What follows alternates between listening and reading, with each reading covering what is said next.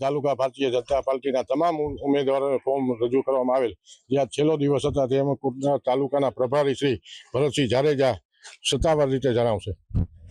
આજે કોટડા તાલુકા પંચાયતમાં ને તાલુકા પંચાયતની 16 સીટના ઉમેદવારોના ફોર્મ રજૂ થયા, તેમજ રાજકોટ જિલ્લા ભાજપ ને પ્રદેશ ભાજપ દ્વારા મેન્ડેટ બજાવવામાં આવ્યા હતા. એ મેન્ડેટ આજે પ્રભારી તરીકે મેં રજૂ કર્યા ને બધા ઉમેદવારોના ફોર્મ આજે ભરાઈ ગયા. સત્તાવાર અત્યારે ભારતીય જનતા પાર્ટીના ઉમેદવાર તરીકે નિમણૂક થઈ છે. મેન્ડેટ બધાના રજૂ થઈ ગયા છે.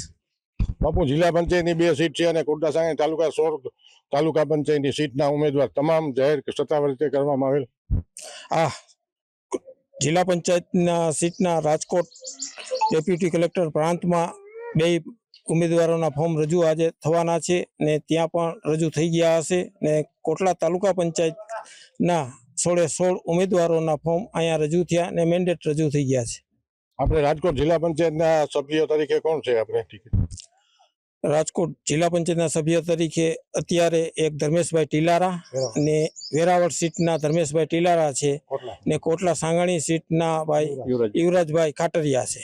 જે બાપુ, કોટડા સાંગાણી તાલુકાના 4 સમથી ચૂંટાતા અર્જુનભાઈ ખાટરિયા, જેનું નામ આગળ હાલતું હતું, જે એનું નામ કપાણું, તે શું એનું નામ? તો જે પાર્ટી અને પ્રદેશ ભાજપે અમારો જે નિર્ણય કર્યો હશે કે 3 ટર્મ લડવાની ચૂંટણી, એ હેતુસર કદાચ પાર્ટીએ જે નિર્ણય કર્યો હોય એ અર્જુનભાઈને પણ શિરોમાન્ય છે ને બધાને શિરોમાન્ય છે.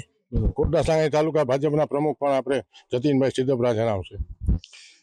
આજરોજ કોટડા તાલુકાના 2 જિલ્લા પંચાયત અને 16 તાલુકા પંચાયતના ઉમેદવારોએ ઉમેદવારી કરી છે અને સત્તાવાર રીતે અમારા કોટડા સાંગાણી તાલુકાના પ્રભારી શ્રી ભરતસિંહ અને અમે બધા સાથે કાર્યકર્તાઓ મળી અને સત્તાવાર રીતે મેન્ડેટ રજૂ કર્યા છે.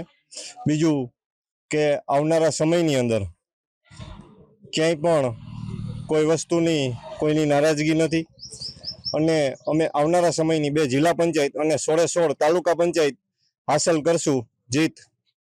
પછી લોકો સાથે મુદ્દો કયો પ્રચારનો રહેશે? કે પ્રચારના વિષયમાં એવું છે કે 7 દિવસ કથા બેસાડી તોય ભારતીય જનતા પાર્ટીની સરકારે જે કામ કર્યા છે એ પણ ખૂટે એવી પરિસ્થિતિ છે.